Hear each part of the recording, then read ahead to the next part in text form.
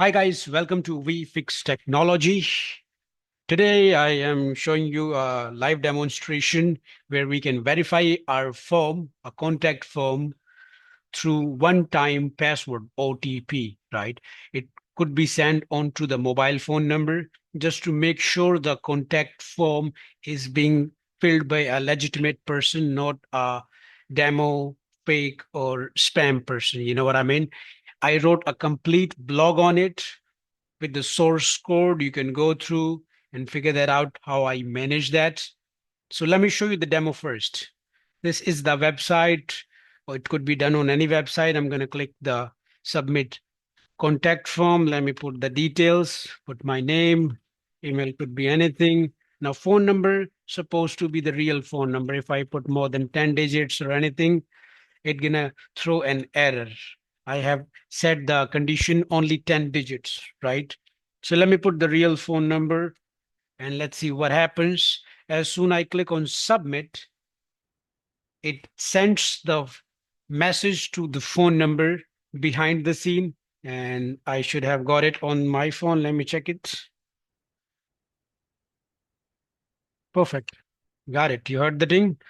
Now, if I put the wrong number, it has the validation. It saves the data behind the scene and the user form could not be submitted, right? There is an option of resending the OTP after 30 seconds of refreshing the page. Maximum 3 attempts. After 3 attempts, the user would be blocked for 24 hours. You can see the code and make the 24 hours to 48 hours or whatever. Now, let me put the right code.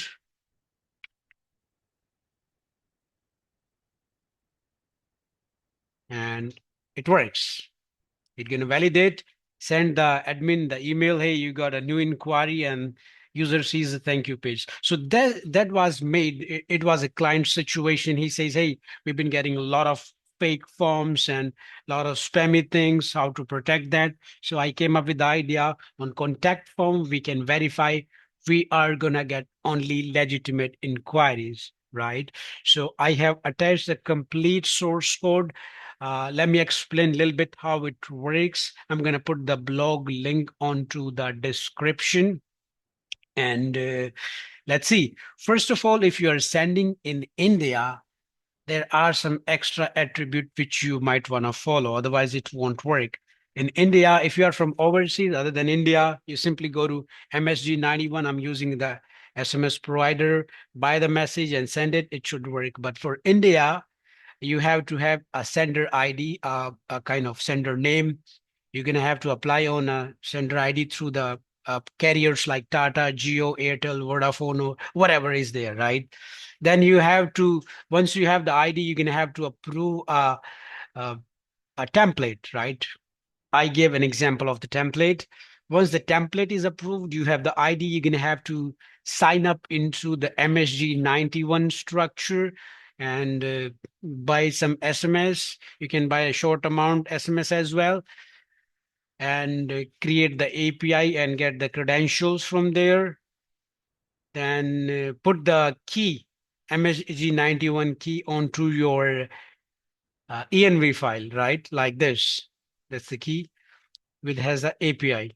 Then it start the process. You're gonna have to install this package.